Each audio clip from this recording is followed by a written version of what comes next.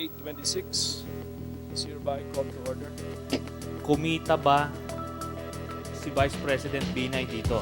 Kung ang Vice Mayor ay nakinabang, naniniwala po akong higit na nakinabang yung aking mayor.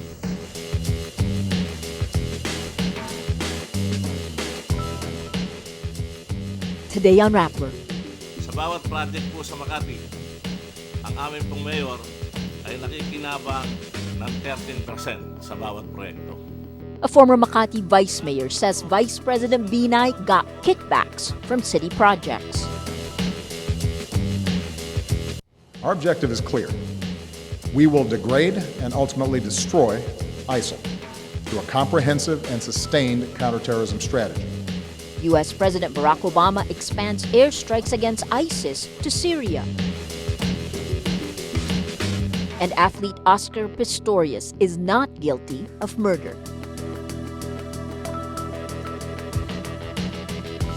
Hello, I'm Maria Ressa. Welcome to Rappler, your social news network. Former Makati Vice Mayor Ernesto Mercado says Vice President Jejomar Binay allegedly got kickbacks from city projects when he was still Makati Mayor.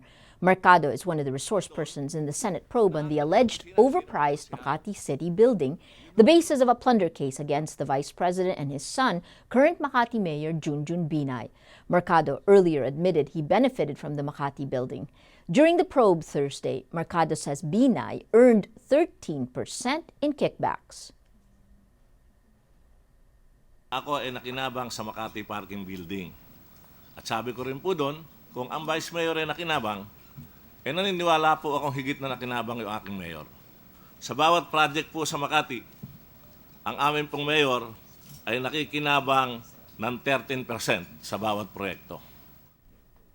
In his years as a supposed bagman for Binay, Mercado says he would deliver from 1.5 million pesos or about 34,000 US dollars to 10 million pesos or about $227,000 to Binay's home.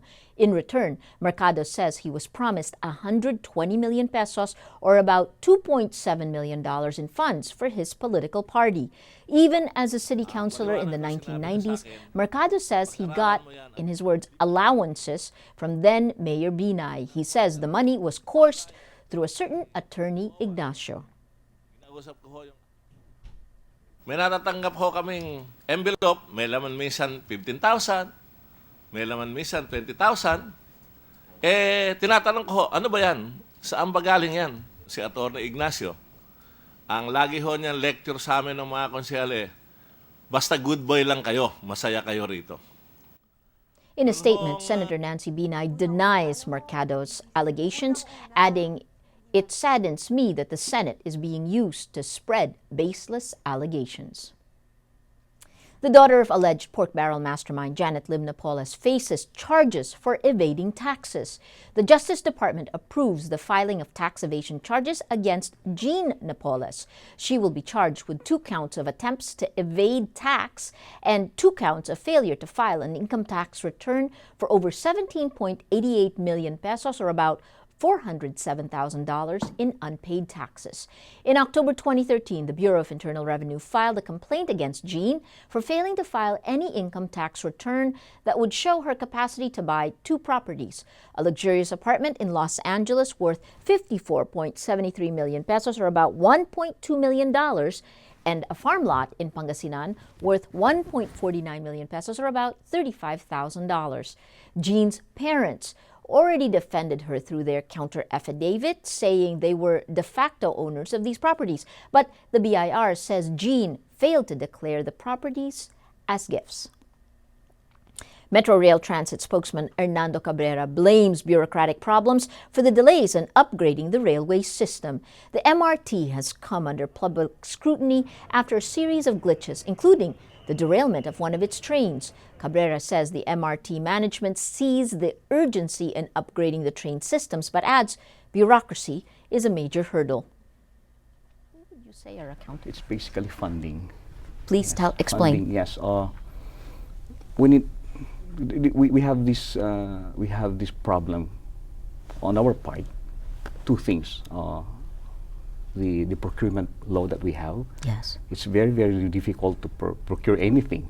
You have to pass through a lot of process just to buy 10 pieces of air conditioning units. You have to go through a lot of process to buy The bureaucracy. yes, the needed spare parts for the Yes. trains, and also the funding, of course. Cabrera says the problems could have been prevented, but the complicated relationship between the MRT's joint owners, the government, and the Metro Rail Transit Corporation got in the way. Yes, this capacity issue and rehabilitation upgrading issue is quite complicated. Go ahead. We cannot just simply come in at the time or earlier because of the complication brought about by the contract that we have with the private owners. We have to remember that this project, MRT3, is a result of a build, operate, transfer scheme. Okay. And in that scheme, in that particular contract, we have given some rights or the obligation to the private owners to do all this upgrading and rehabilitation and the capacity expansion thing, which has not been done for the last several years. Why wasn't it done? Cabrera apologizes to the public for the railway system's problems, but he says there are several things in the pipeline. Aside from replacing faulty train coaches and upgrading station facilities, Cabrera talks about plans to build a new MRT-7 from North Avenue in Quezon City to San Jose del Monte in Bulacan. He also mentions plans to construct extensions for existing railways and to develop key stops into, in his words, intermodal stations. Interesting question. Yes, a few years back, I saw a plan. I think I got involved in this planning session. Interconnection in a sense that two or three possible stations can converge. Yep. And we look at the Bloomingtreet station of Line 1. Yep. Because Line 1 intersects with PNR line in the Bloomingtreet area. So what we're trying to do that time is to explore the possibility of creating one big station in the area in which passengers from LRT Line 1 can easily transfer to the station of PNR in that area. Right. Yes. I think the plan is still there. It's just a matter of pursuing this in the future. Fantastic. There's roughly a year and a half left until the end of the Aquino administration, but Cabrera says he's hopeful the MRT management can turn things around. In this problem. Yes, we have enough time to make a contribution to alleviate the problems that we have now, especially on the sufferings being experienced by the passengers every day, in the morning and in the afternoon. We have the peak hour in the morning. Business tycoon Manny Pangilinan dismisses speculations he might seek public office as the running mate of Vice President Binay. In March this year, Binay said he was considering Pangilinan as his vice presidential bet for the 2016 elections. But Pangilinan says he's not interested and jokes, the vice president might get hurt already if I have to repeat it. Pangilinan says he's only interested in two things at the moment, business and sports. President Benigno Aquino says he will ask Congress to sign a joint resolution allowing additional power supply for the expected power shortage next year. There's an expected shortage of about 300 megawatts in the summer of 2015 that could lead to rotating brownouts for 20 days. Energy Secretary Jericho Petilla says Aquino asking Congress to act is not tantamount to using emergency powers. We're not after any other thing other than allow the government to contract additional capacity on a short-term basis. That's it. Ang sabi ng iba, the law prohibits contracting for additional power unless the president declares a power crisis. Earlier, Petilla suggested Aquino declare a power emergency and invoke his powers, but he backpedaled after critics said the administration was using the energy crisis as reason to increase the president's powers. On Thursday, Aquino says the government is, in his words, keeping tabs of the energy situation. Rebels affiliated with terrorist group Al-Qaeda freed the kidnapped UN peacekeepers from Fiji Thursday. 45 Fijian peacekeepers were captured by Syrian al-Nusra Front rebels on August 27th.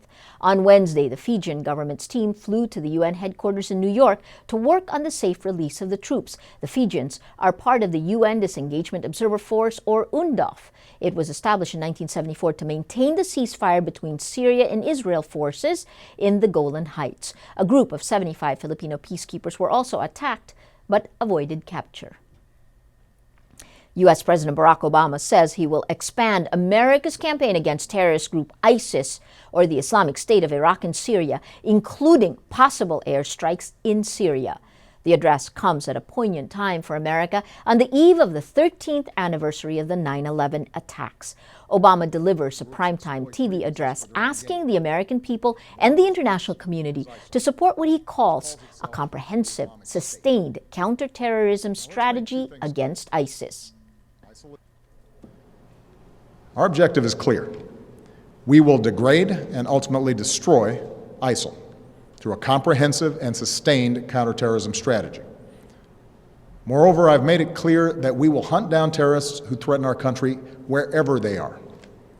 That means I will not hesitate to take action against ISIL in Syria as well as Iraq. This is a core principle of my presidency. If you threaten America, you will find no safe haven. Under his strategy, Obama says America will increase support for moderate Syrian rebels. He also rules out what analysts called an unholy alliance with President Bashar al-Assad. Experts and former U.S. officials say Obama's declaration of war on ISIS could damage the militants without defeating them and will also increase the risk of America being sucked into Syria's civil war. U.S. officials acknowledge there is no viable moderate Syrian opposition capable of holding ground. American teenager Shannon Maureen Conley pleads guilty to providing material support to terrorist group Al-Qaeda and its affiliates. Conley was arrested in April 2014 at the Denver International Airport as she was about to leave for Syria to join the jihadist movement.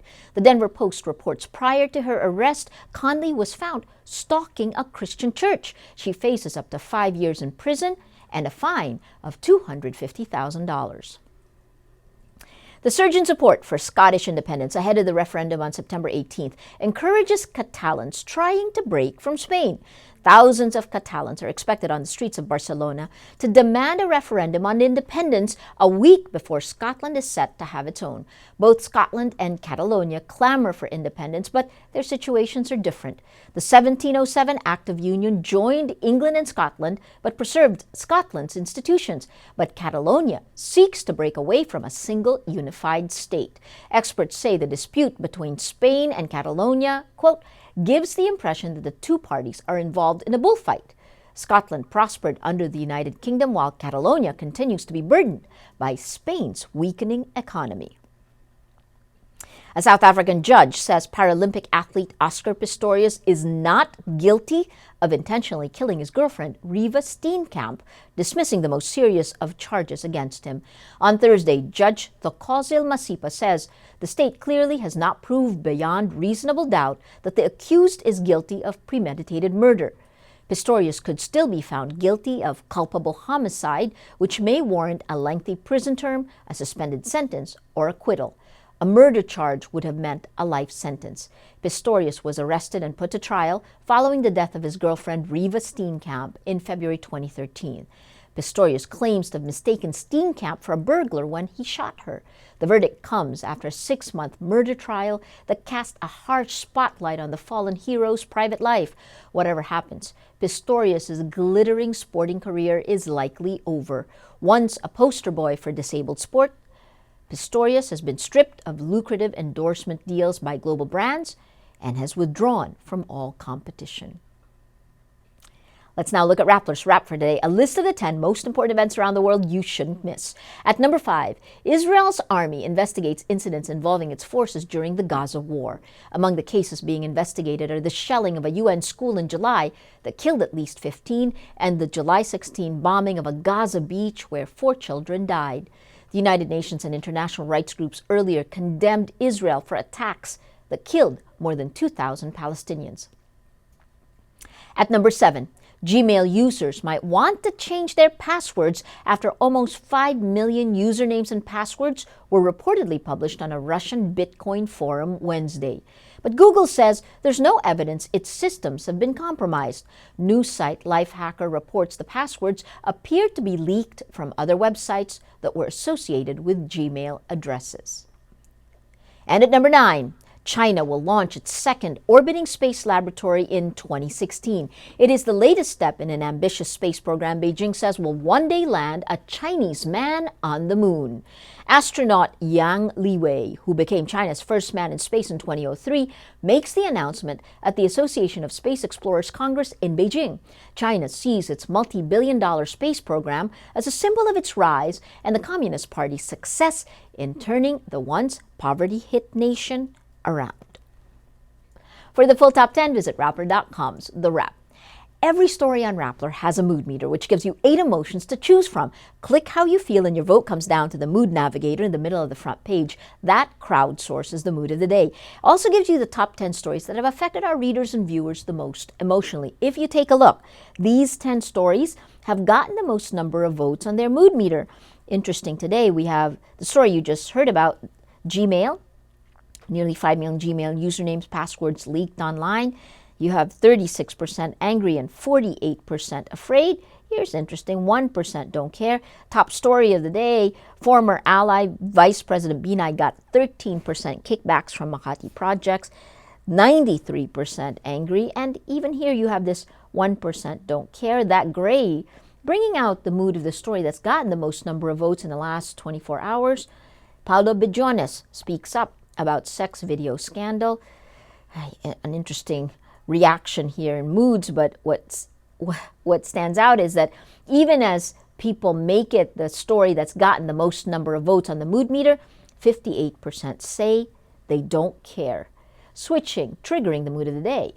Today, most people don't care. I hope you care. Anyway, that is Rappler's Newscast for today, Thursday, September 11, 2014. Visit Rappler.com and watch our newscast Monday to Friday. Tell us how you feel on our mood meter and help us crowdsource the mood of the day. I'm Maria Ressa. As we say at Rappler, tomorrow begins today. 8:26 is hereby called to order. Kumita ba si Vice President Binay dito? Kung ang Vice Mayor ay nakinabang, naniniwala po akong higit na nakinabang yung aking